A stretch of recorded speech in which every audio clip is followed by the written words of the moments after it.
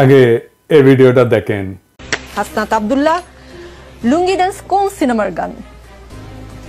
এটা ইন্ডিয়ান একটা ভারতীয় ফিল্মের খুব সম্ভবত এটা গান, লুঙ্গি ডান্স।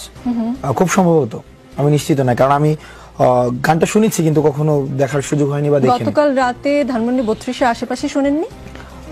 গতকাল এই বিষয়টি এসেছে, মানে শুনেছি। দেখুন, বঙ্গবন্ধু একটি মীমাংসিত সত্য এবং মীমাংসিত বিষয় আমি প্রশ্নটা ছিল শুনেছেন শুনেননি? হ্যাঁ, আমি শুনেছি, আমার হলেও শুনেছি এবং ঢাকা বিশ্ববিদ্যালয়ে আমি শুনেছি এবং সেটিকে ডিজোন করার কোনো সুযোগ নেই। আমার প্রশ্ন শুধু অতটুকুই ছিল, শুনেছেন অথবা শুনেননি? জি, আমি একটু বলছি। লুঙ্গি ডান্স হচ্ছে চেন্নাই এক্সপ্রেসের সিনেমার গান। এটা 2013 সালে মুক্তি পেয়েছে সিনেমাটি, এবং এই গানটিতে কণ্ঠ দিয়েছেন হানি সিং নামে একজন গায়ক, এবং এই গানটি রজনীকান্তকে ট্রিবিউট করে এই গানটি করা। মানে তারা তাদের সিনিয়র অভিনেতাদেরও এতটাই সম্মান দেন যে এইরকম একটা বড় সিনেমায় শুধুমাত্র তাকে ট্রিবিউট করে একটি গান করা হয়েছে। এখন আপনাকে প্রশ্ন করতে চাই, গতকাল রাতে ধানমন্ডিতে যারা লুঙ্গি ডান্স করেছেন তারা কারা? আমি এখানে তৃতীয় কোনো পক্ষ এমন কেউ করেছে, আমরা করিনি, ষড়যন্ত্রের গন্ধ, গত 15 বছর এগুলো আমি শুনেছি। হাসনাত আব্দুল্লাহ, বেশ শুনেছি। রাত 1টা-2টা থেকে এই গান শুরু হয়। আমাদের সংবাদকর্মী ছিলেন সেখানে 2-3 ঘন্টা বা তারও বেশি সময় ধরে চলে। এতক্ষণ পর্যন্ত আপনাদের কানে খবরটি যায়নি এবং আপনারা এসে সেটা থামানোর চেষ্টা করেননি। এইটা কি আসলে আমাকে বিশ্বাস করতে বলেন? মাইয়ার খুব লাগিছে লুঙ্গি ডান্স নিয়ে দেখতেছি। দাঁড়াও মাইয়া, তোমার ড্যাডির লুঙ্গি খুলে দিচ্ছি, আসো। লুঙ্গি ডান্স কেন দেওয়া যাবি না? শেখ মুজিবকে খুব বেশি বুঝে গেছো না? হ্যাঁ, এই যে বুঝে রাখেন, বুঝছেন? এই যে আওয়ামী লীগ কলে ফিরে আসবে এই যে সংখ্যালঘুর ঘাট ধরিয়া আর নারীর ঘাট ধরিয়া, বুঝছাও? তো এইগুলারে আগে সাইজ করে রাখতে হবে। আচ্ছা, আর একটা জিনিস একটু দেখে নেই, ধানমন্ডি 32 নম্বরের 2 পাশে ব্যারিকেড কে দিছে? সেনাবাহিনী নাকি স্বরাষ্ট্র মন্ত্রণালয়? সিদ্ধান্তটা কার? মানে আমার জানা দরকার আর কি, কুরকুরানিটা কার? সুপুর নাকি উপদেষ্টার? 32 নম্বরকে প্রোটেকশন দেওয়া যাবে না, সোজা হিসাব। 32 নম্বরের সাথে আমাদের সকল বোঝাপড়া শেষ হয় নাই। যে ব্যারিকেড বসাইছেন সেটা সরান। হ্যাঁ, ভালো করে কইতেছি, ব্যারিকেড না সরাইলে কিন্তু মহাবিপদে পড়বেন। লাঠিগুলি টিয়ার গ্যাস দিয়ে বিপদ ঠেকাইতে পারবেন না।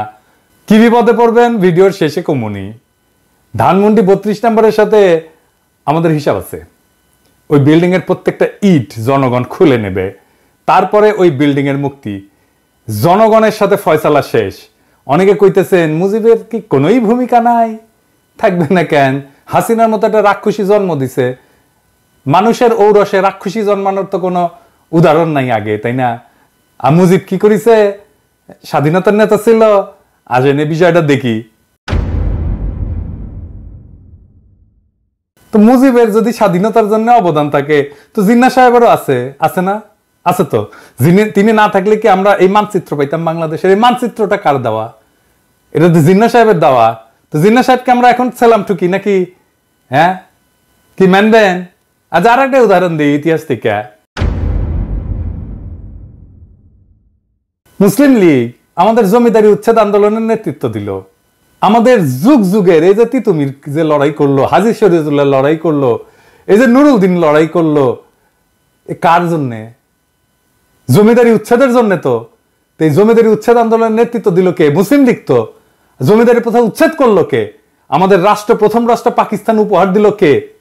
মুসলিম লীগ। তো আমাদের পূর্ববঙ্গের সব রাজনৈতিক নেতা করতো মুসলিম লীগ। মৌলানা ভাসানী বলেন, শেখ মুজিব বলেন, শেরে বাংলা বলেন, সবাই কে না? এই মুসলিম লীগ তারপরে ক্ষমতায় যায় জনগণের বিরুদ্ধে দাঁড়ায় মুসলিম লীগ নিশ্চিহ্ন হয়ে যায় নাই? আমরা কি এখন মুসলিম লীগের নামে জয়ধ্বনি দেই, জয়গান করি? মুসলিম লীগের নামে করি না। এত গৌরবজনক অর্জন থাকা সত্ত্বেও তো কেন করি না? তাইলে ওটার জবাব দেন আগে। আচ্ছা, আর একটা এক্সাম্পল দেই ইতিহাস থেকে।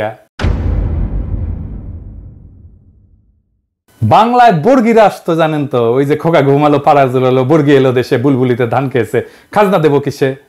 1741 সাল থেকে মারাঠারা বাংলায় আক্রমণ করে লুটতরাজ, ধর্ষণ, কি নাকি খুন খারাপি এই সমস্ত চালাইতে থাকে।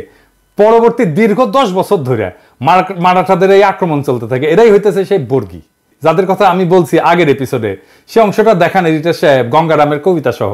সবাই পালাই গেছে বর্গি আসার খবরে। তারপরে গঙ্গারাম লিখতেছে, এই মতে সব লোক পলাইয়া যাইতে আচম্বিতে বর্গি গেরিল আইসার সাথে।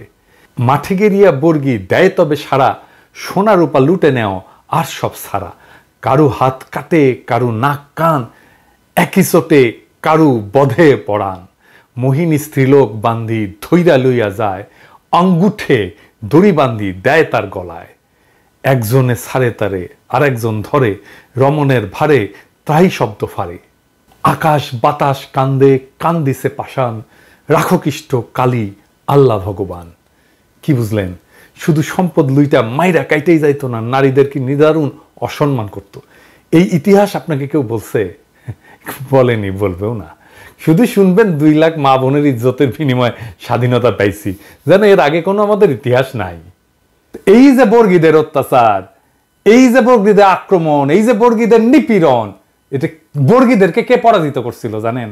কে বাংলার অসহায় মানুষদের মুক্তি দিছিল বর্গীর অত্যাচার থেকে নিজ বিক্রমে? কে?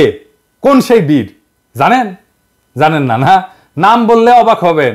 সে মুক্তিদাতার নাম আমরা জানি, কিন্তু তার এই অবদানের কথা আমরা কখনো বলি না, বলবো না। কেন বলবো না?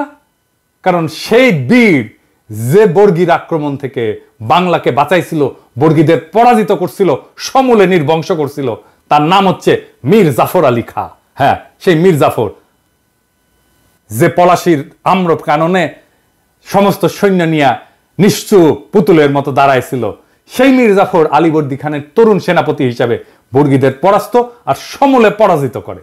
এই জন্য আলীবর্দী খান এতই তারে পছন্দ করতো যে তার সাথে আত্মীয়তার সম্পর্ক করে এবং উড়িষ্যার শাসনকর্তা নিয়োগ করে। শেখ মুজিবও আর এক মীর জাফর। স্বাধীনতার আন্দোলনের নেতা কিন্তু বর্বর স্বৈর শাসক আর হাসিনার ফ্যাসিস্ট শাসনের আইকন। তাই স্বাধীনতা যুদ্ধের ভূমিকা যা কোনোভাবে মীর জাফরের বর্গীদের বিরুদ্ধে বীরত্বের সাথে লড়াই করার সাথে তুলনীয় না, তাকে আমাদের স্মরণীয় বরণীয় ভাবার কোনো দায় নাই।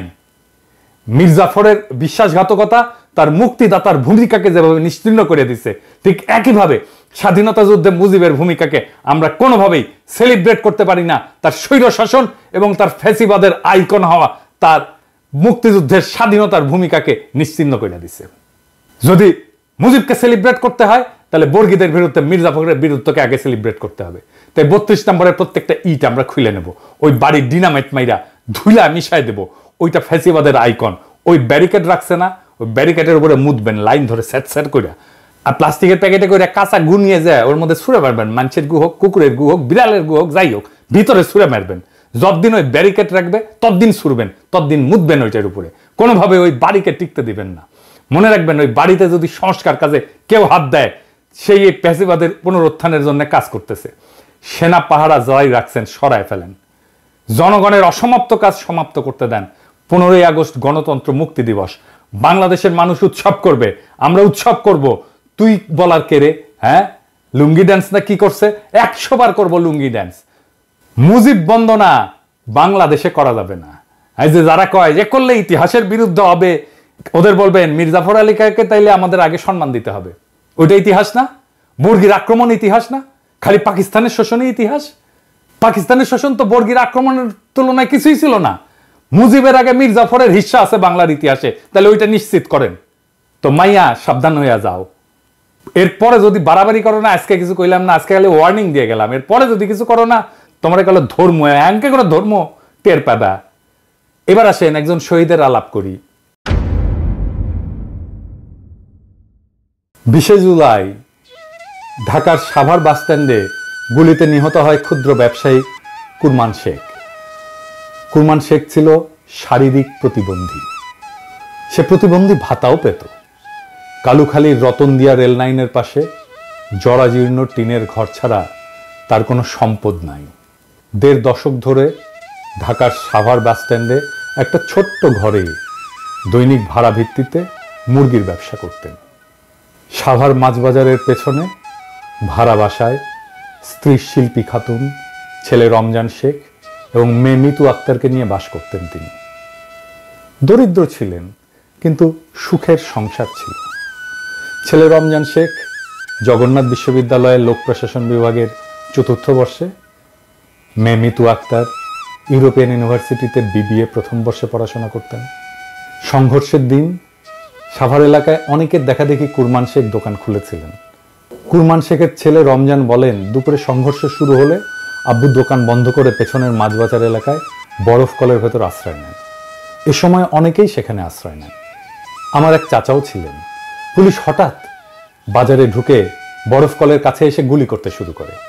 নিহত কুরমান শেখের স্ত্রী শিল্পী খাতুন বলেন, সে প্রতিবন্ধী ভাতাও পেত, সোজা হয়ে দাঁড়াতে পারত না, ঠিকমতো হাঁটতেও পারত না। ছেলেকে বিসিএস ক্যাডার এবং মেয়েকে ব্যাংকার বানাবে বলে অনেক কষ্ট করত। সে কোনো দল করত না। আমার স্বামী হাত জোর করে পুলিশের কাছে বলেছিল, স্যার আমি অসুস্থ, ব্যবসা করে খাই, আমাদের গুলি কইরেন না। এরপর গুলি করে হত্যা করে পুলিশ কুরমান শেখকে নির্বিকারভাবে। হাসিনার পুলিশ এভাবেই হয়ে উঠেছিল ট্রিগার হ্যাপি, ইনডেমনিটি পাওয়া উর্দি পরা খুনি, যাদের খুন, দুর্নীতি, নির্যাতন, নিপীড়ন করলে কোনো শাস্তি পাওয়ার কোনো ভয় ছিল না। এই বিপ্লবের প্রথম প্রহরেই সেই পুলিশ নিদারুণভাবে কাপুরুষের মতো পরাস্ত হয়েছে সারা দেশে। এদের পান্ডারা হয়েছে পলাতক। কিন্তু এই ইতিহাস আমরা লিখে যাব, বলে যাব যুগ যুগ ধরে, যেন মানুষ এই অমানুষগুলোকে চিনে রাখে, যেন মানুষ এই হাসিনার দুঃশাসনকে চিনে রাখে, যেন মানুষ হাসিনার এই রক্ত পিপাসাকে মনে রাখে। ইনকিলাব জিন্দাবাদ।